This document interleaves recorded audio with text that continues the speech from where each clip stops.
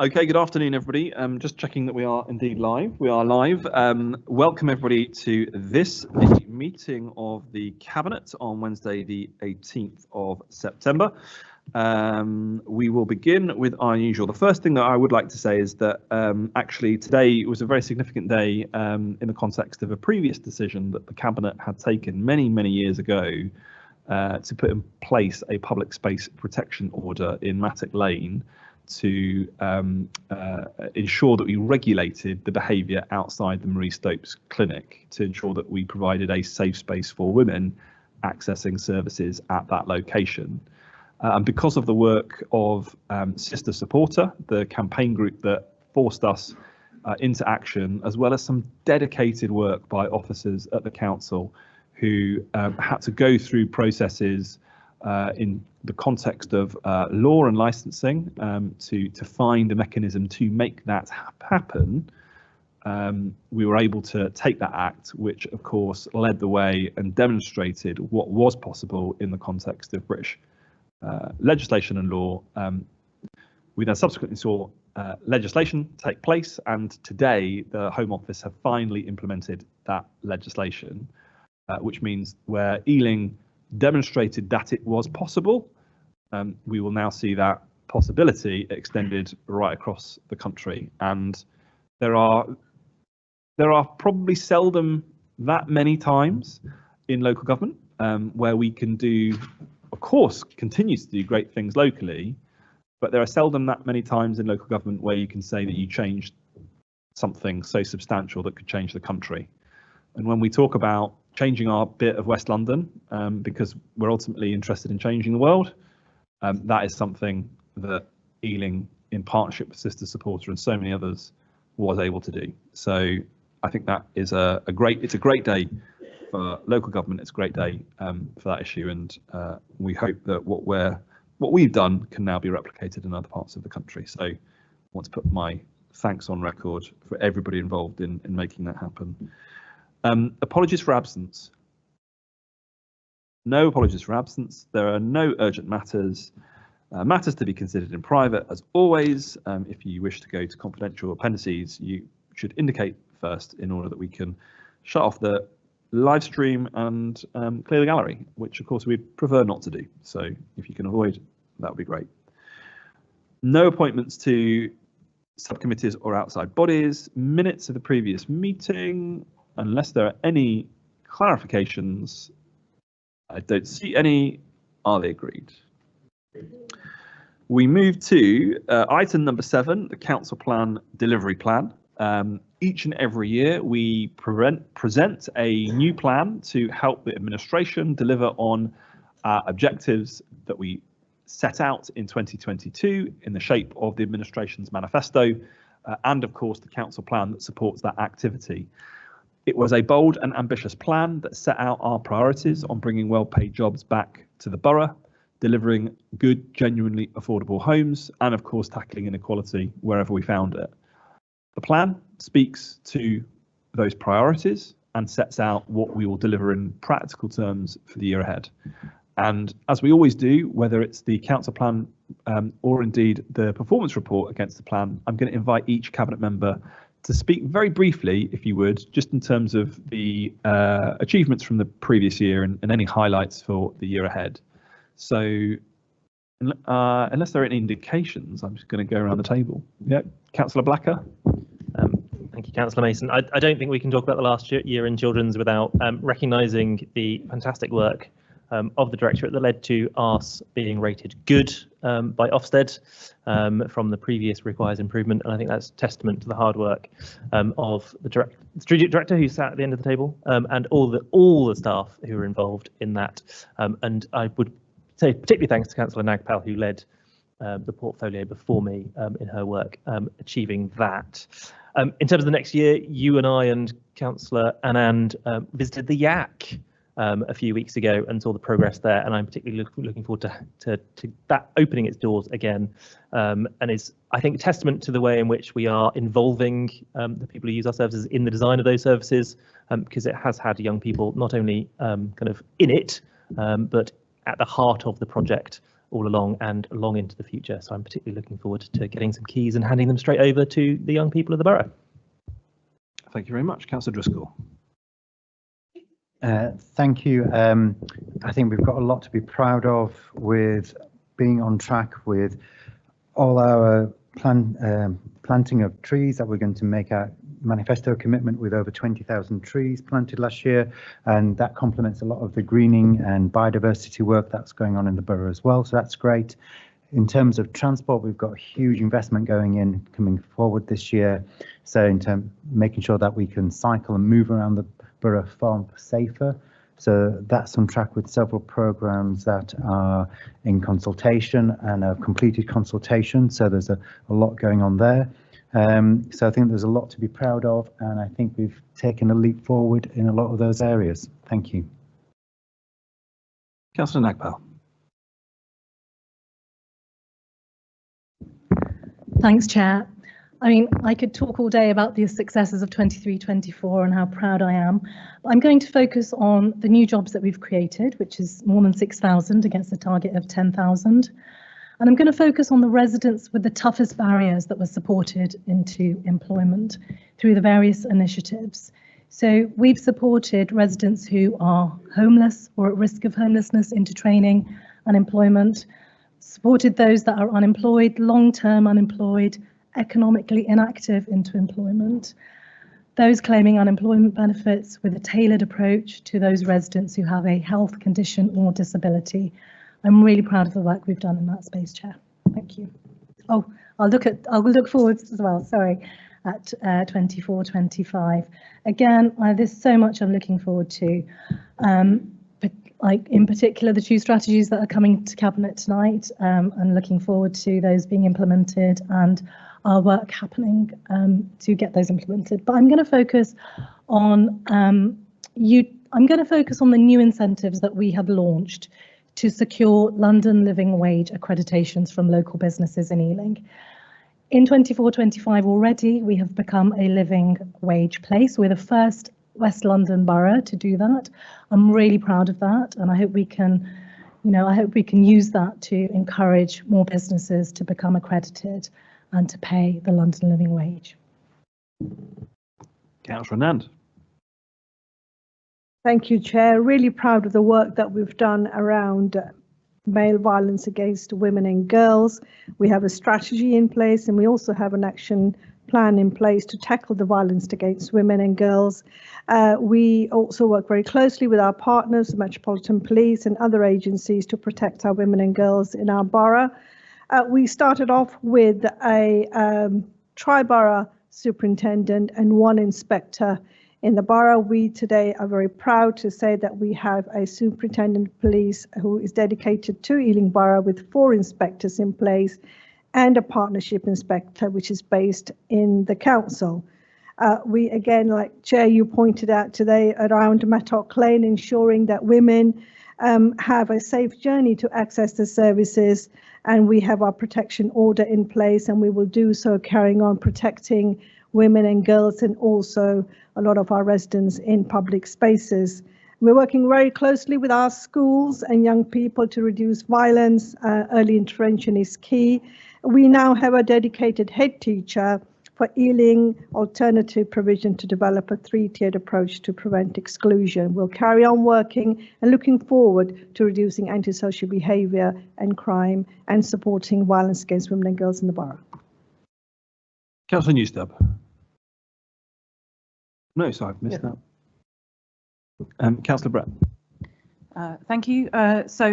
Just this year we have secured the Barn Hotel, which some of you may have heard about. And I had the privilege of going to visit it a couple of weeks ago and to see the massive difference that it makes, from taking people out of travel lodge rooms, single rooms or double rooms into places where there's much more space, where they've got kitchen facilities and washing facilities, and where they can kind of live a slightly more kind of decent life while they are on the waiting list for us to rehouse them. And it was amazing to see the outside space and all of the kind of facilities that were available to the children that were there. It's definitely kind of improved in terms of their mental health and well-being, and also enabled us as a council to have those conversations with them about kind of what the next steps are for them. So I think that that's a really positive news story. And then just for 24-25, you know, we've already published that we've got £150 million that we've identified that we want to invest in temporary accommodation, so that we can try and get as many people out of B&Bs and hotels as we can into much better housing solutions. And so we're looking at lots of different projects at the moment, and working with lots of, you know, looking at other outside agencies, and also how other councils are doing this in order to improve the lives of our families, and try and get them into proper accommodation. Thank you. And now Councillor Newstop. Thank you, Chair. Really excited about the successes we saw in the last year in our focused reablement work. It's a really significant programme that ensures our residents after a spell in hospital can return to independent well-being. We know that's a real point of crisis, and we can support people through that moment, bridging the support they need from their departure from hospital to being able to be independent. It improves their outcomes significantly. Co-production boards have really taken off over the last year. That's where we partner with those with lived experience and make sure that their experience informs the services that we provide, but also that we can co-design solutions for the future. Coming up, I'm really looking forward to publishing a progress report on the Race Equality Commission that will highlight the impact of the partnership's work on race equality across the key pillars that we have focused on, and really being able to understand where we've made real impact in terms of the demands that the Race Equality Commission made of us. Thank you very much, Chair. Councillor Donnelly. Thank you, Chair. I think in the year gone, I think I'm particularly proud, and we're particularly proud of the steps we've taken to improve our already world-beating, well, shall we say, nation-beating council tax support scheme, which in this very difficult time has been a tremendous benefit to an increased number of our residents. Looking forward, I think slightly different slant for the year ahead. It's about making Ealing Council a fantastic place to work through the concentration on our new workforce strategy, and I'm really looking forward to seeing the benefits of that as the year goes through. More generally, given that I get percentage of residents satisfied with the way the council run things, I'm particularly pleased with the outturn in the resident survey, which I'm sure we may make reference to. Thank you very much, Councillor Manro. Thank you, Chair. So I'm very, very proud of our planning service. They've been recognised as being platinum service. There's only 12 authorities in the whole country that have that distinction. The planning service led under Peter George has produced very high results, 100%. You've seen the numbers, but it's actually the staff working proactively to make sure that they work and they actually deliver the planning applications in a timely manner, so that we can be as good as we can be in terms of serving the developers that come through that process. The other thing, there's a couple of things I'm looking forward to. One is around us actually submitting our local plan for examination in October. So we move forward that, and also our seal, our infrastructure levy, that will be coming forward. But the other thing I'm really proud of is that the Good for Ealing brand is working really well. We went to Leeds last year. We're going to London in September next week, and it is working. We've got some investments coming in, and maybe data centres, but if they do come in, the planning applications are in, but it looks like there's an investment of around about $3.5 billion being spent in the borough to make those data centres, and they will provide between both of them, it will be close to about 800-900 high quality jobs being brought forward. So we are working with that inward investment brand is working. We're working with Opportunity London, and there's more to come. Thank you. Thank you very much, Councillor Ashani. Thank you, Chair. over the last year, I'm really pleased, especially with the progress that we've made on the regional park. And the first official section, Pear Tree Park, opened in July, which is really exciting. And this was the second of the 10 promised new parks that we will be opening in this administration. But it's crucially about bringing back green spaces to local residents to support the health and well-being of our communities. Looking forward, there's lots that I'm looking forward to, including developing the plans for the regional park, but also in particular, we've already developed a new way of engaging with residents through the establishment of the Your Voice, Your Town forums.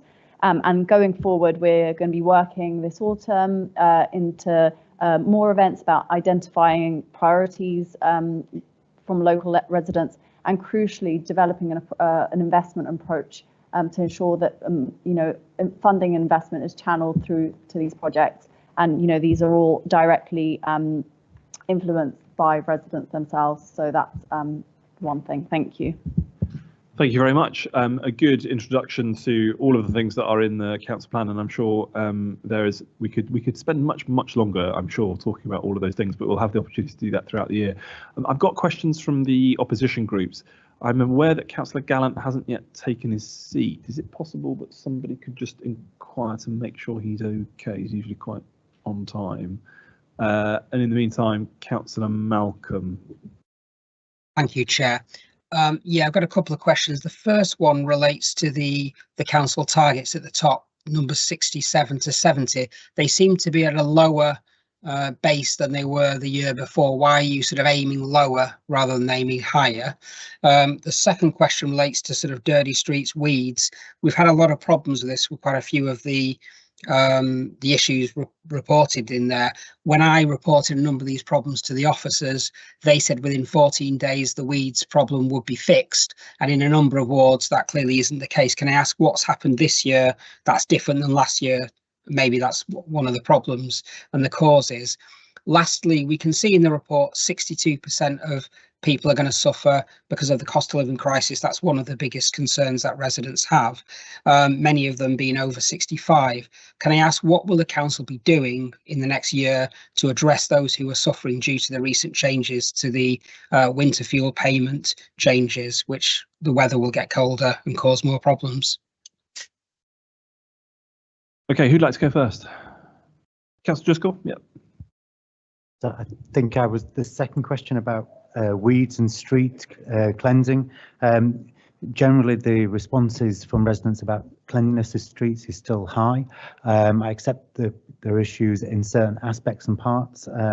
We have reduced the use of herbicides because it's good practice, management practice, in terms of the poisoning of spreading poison, basically. So that we have a policy about limiting the use of herbicides.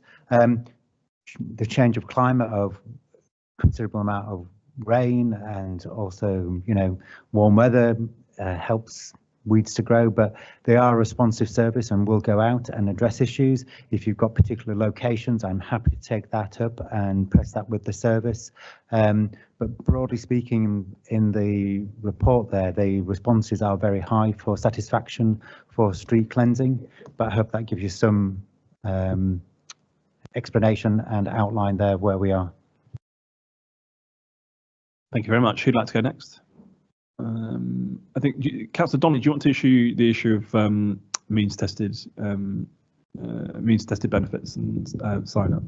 Yeah, certainly. Well, clearly national decisions on national benefits are a matter for central government, Chair, just as decisions on increases in pensions or increases in uptake of other benefits will influence the overall impact on individuals.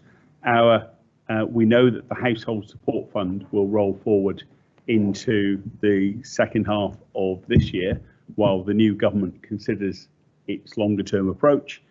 And we know that, as I referred to earlier, our Council Tax Support Fund and our exceptional arrangements where people can apply for hardship benefits will continue will continue to be there too. But I don't think there's going to be no qualitative shift in what we do. We'll continue to do what we do, and government will continue to calibrate its approach to benefits, whether means tested or otherwise, and what we do will complement what happens from Westminster. Yeah, and I think online sort of, I think the first question, Councillor Malcolm, that I think the target hasn't changed. So I think we're sort of up here just sort of trying to work out what the context of that question was, but the target hasn't changed. So I think we move on from that. Councillor Gallant is not here, so I can't unfortunately call him to ask his questions. Okay, well, we wish him well. He's got requests to speak on a few things, so I hope everything's okay. On that basis, there being no other points that anybody wishes to make, if I could ask Cabinet note the recommendations in the report and ask that it's agreed.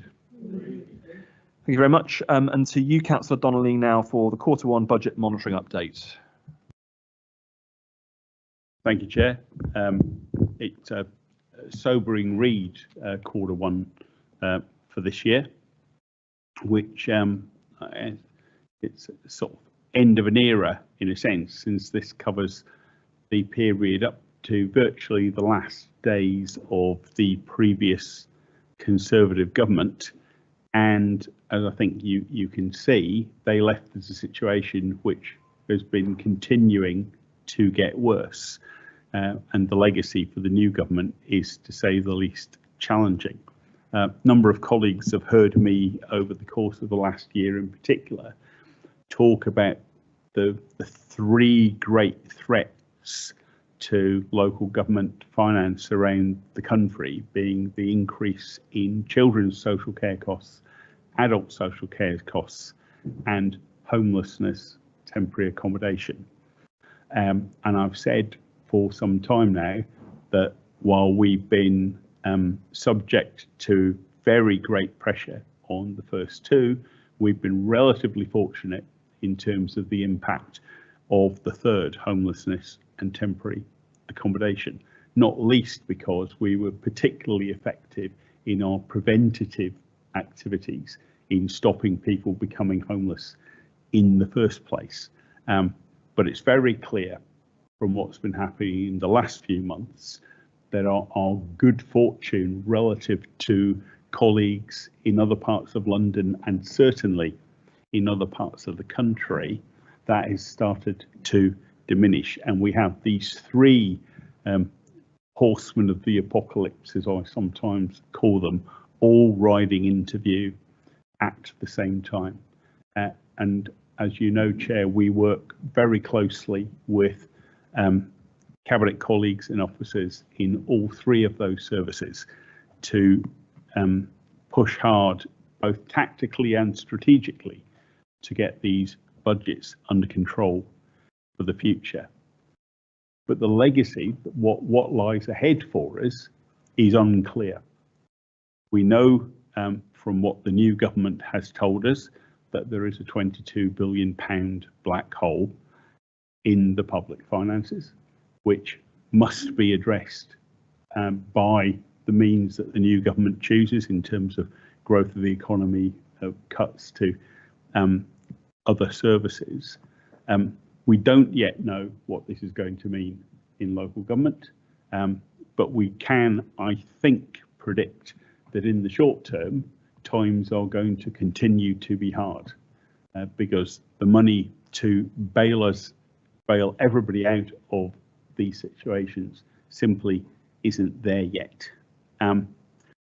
So we wait to see what the new Labour team in local government will do, how the Chancellor will interact with them, how we'll address the problems we have short term and long term. I think that the government has said it wants to move to a more predictable, longer term approach to budgeting. I think we're if I'm guessing, I'd say we're unlikely to see that for the year to come. I think we probably have one more year of single year settlements, but I've been wrong before, and I may be wrong in that. but it's tough work, and it's going to continue to be tough work here and through the rest of London and the rest of the country for the rest of the year. I know just today, my opposite numbers in other London boroughs were sharing their own tales of difficulty with their overspends, and some of them make ours look really quite healthy. So it's a tough time. It's a tough time caused by the failures of the previous government, and we must, I guess, do whatever we can in the near future to keep ourselves at an even keel until things improve. Thank you very much, Councillor Dominic. Look, it does have to be said, look, here we are in local government right across the board, and particularly in Ealing, being very cautious and prudent with public money to make sure that we're delivering world-class services and creating the change that we know that we need to change and make happen in West London. And we do that within a constrained budget in which we are expected to balance it by central government. And if we don't do that, of course, what do? They send the inspectors in and they force us to take a whole series of decisions. So the total recklessness of a national government that ran up a £22 billion bill that they had no indication of paying for at any stage, I think is both reckless and shameless, and will put the entire UK economy, not just public services, into a position, of course, where tough decisions are going to need to be taken. And I'm sure that they will do that with the values of compassion and openness, transparency, and being inclusive in those decisions that, of course, we pride ourselves on as an administration. The quarter one budget outrun, of course, does indicate that there are significant pressures in the system, as Councillor Donnelly, you've rightly outlined. So I'm sure we will all wait with anticipation ahead of the October budget to see what type of interventions are going to need to be made. But the electorate thankfully have sent inspectors into Whitehall in the shape of a new Labour government, and let's see what we can glean from that in terms of what the way forward will be. I have questions from the opposition. Councillor Malcolm. Thank you, Chair. Yeah, I've got a couple of questions. The first one relates to the process of the transition to universal credit from housing benefit. What's the sort of process that you're following? What's the volume of impact, if you will, in terms of a financial sort of aspect to the council? And then secondly, if we look at I think it's table 1 on the page 112, you've got the different management areas of the council, all but one are sort of falling behind the budgeted figures for where we are, which may link to what Councillor Donnelly, you just said a few moments ago, where times are going to be hard. Does that mean in February, what's your assessment for where we might be in February? Are we looking at cuts, higher council tax, or what other things are you doing to avoid that? I think clue might have been an introduction, but in terms of awaiting the budget process and the October budget. But Steve, Councillor Donnelly, you might want to respond to that in full. Yes, well, we have understood processes for building budgets within the council. They have been for, I think, as long as most of us now can remember, set against a backdrop of challenge, of shrinking income. We're good at doing it. It doesn't make it easy, and it doesn't mean that some decisions we take won't be painful or be decisions we'd rather not have taken. But it's certainly far too early for me to be even speculating as to the framework of parameters of the kind of reductions that we're going to be tasked with making this time round. All of it has to be seen in the context of the transformation work that we're doing around the council services, and the better we get at doing what we do, the more we can achieve with less money. It's not an endless process. There always comes a point that you run out of road, but we continue to innovate and we continue to do our best to deliver the best services to our residents for the best possible value. On the housing benefit universal credit, perhaps if Councillor Malcolm would, if he could put his question to me in writing, and I'll be happy to respond. Thank you very much. Any other points or questions on this Cabinet report? If not, then as always, if I could ask members to review the recommendations to the report and ask that they're agreed. Thank you very much. Moving now to agency worker contracts. Back to you, Councillor Donnelly. Yeah, a lot of me so far, Chair. Yeah, well, 2 points really. One, we have a basic requirement to have an arrangement for the employment of workers on an agency basis for flexibility, temporary work. And we need to renew that in order to ensure that the process is done fairly and lawfully. But it's worth pointing out this time around that we have been working very hard, and I'd like to thank our officers for this, to look at where people whom we've been employing as agency workers for some time would actually like to come and work for us. And we've managed to convert, I think, a record number of people to work from agency. I think we're looking at probably 81 in total, if we include those currently going through the process. And the other thing we've done is we've gone to look at where, for whatever reason, people have lingered on our books on agency contracts for too long, and we've dealt with those so that nobody is now sitting forever on an agency contract when they should be working on an Ealing contract, or the work should be readdressed so that the need for an agency person isn't anymore there. Okay, again, I've got a question from Councillor Malcolm. This question for the following item, I've already had answers from the officers, so I've no need to ask a question, so thank you. Thank you. So I'll remove you from that one and that one. So are there any other points or clarifications?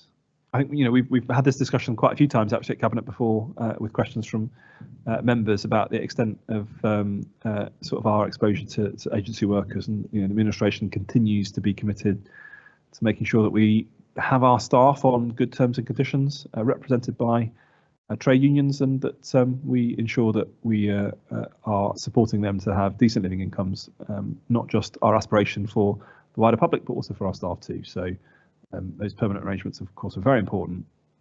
Nevertheless, we recognise that there are going to be positions where it will be required. So good work. Thanks to everybody involved.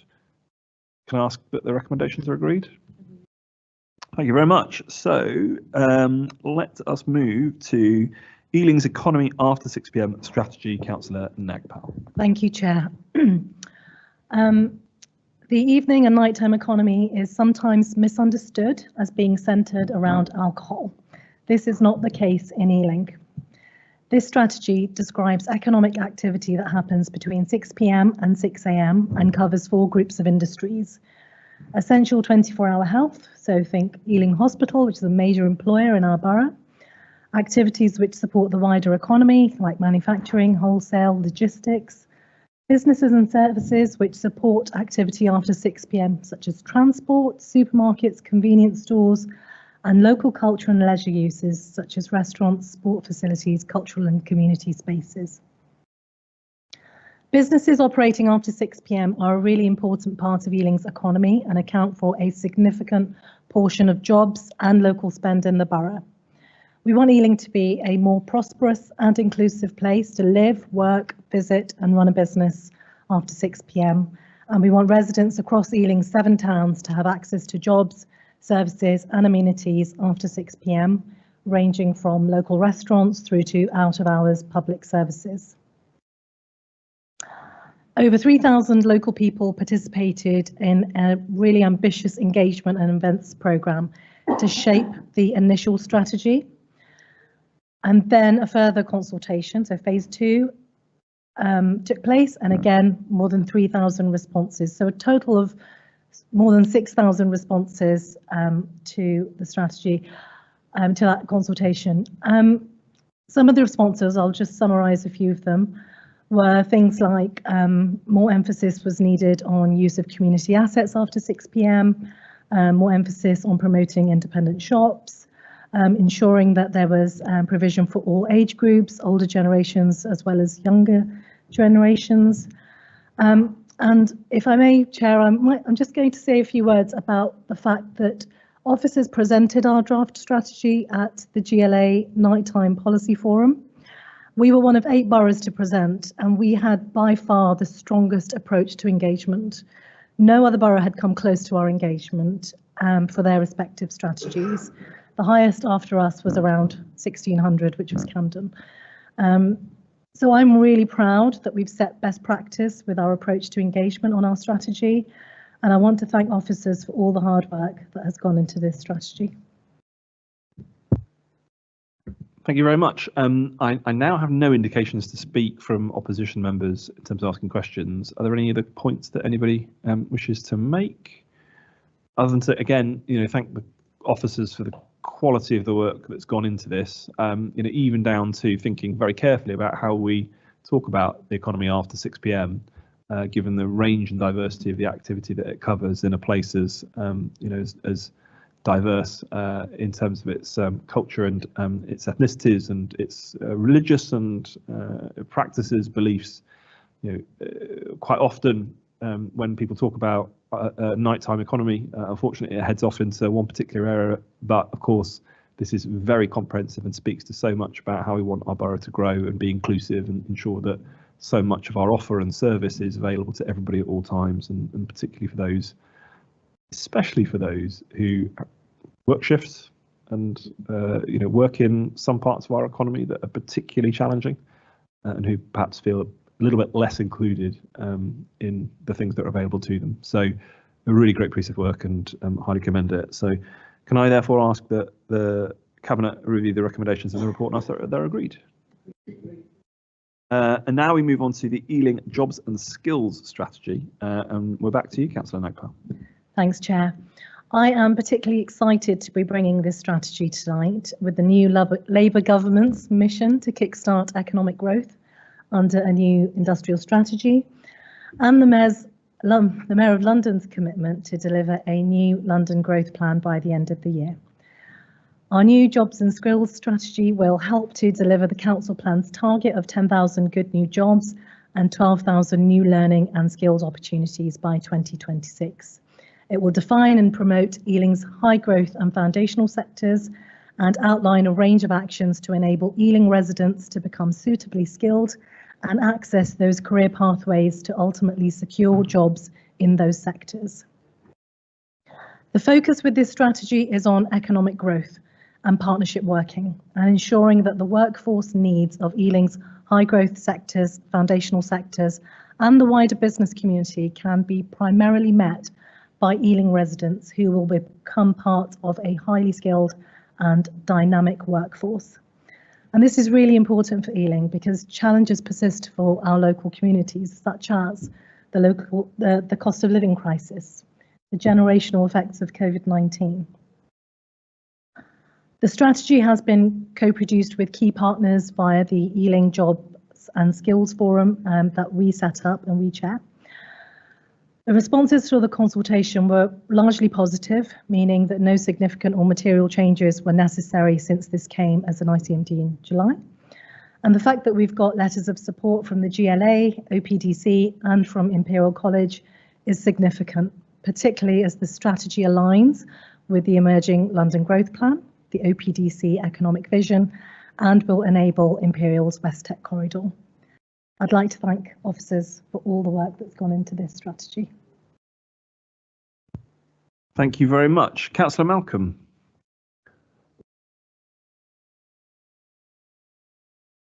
Oh. Okay, I did have him down to speak on this one. He's left. Has he left? Oh, I thought I had him down for the well, I'd had him down to speak also on the economy after 6 p.m. strategy, but maybe fine, he's not here. Any more points or questions?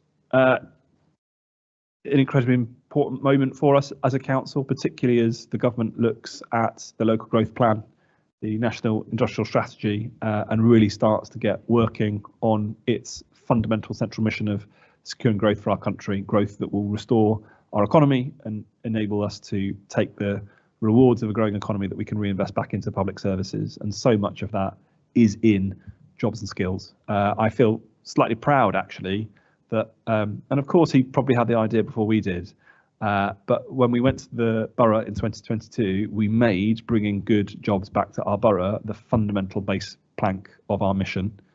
And that is now the mission of the government. And I'm really looking forward to working hand in hand.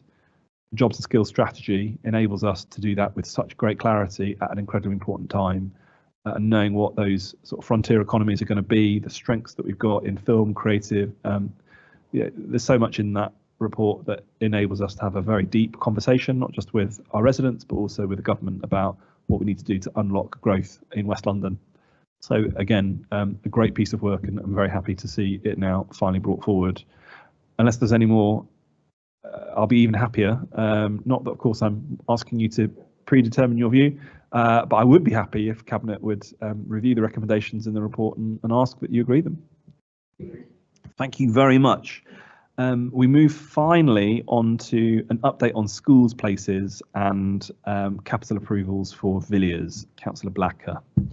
Thank you. There have been questions at full council about school places from the opposition. I hadn't been aware of any questions submitted on the report, but this is the report that I referred to, that it comes every year to update Cabinet on school places planning, and it also includes authority to consult on a number of new specialist resource provisions across the borough, the closure of two hearing impaired units that have no pupils anymore, and also, as you say, to approve a tender to provide new facilities at Villiers High School following some turmoil in the construction industry, but we want to get that moving as quickly as possible, so would ask for colleague support in moving that forward.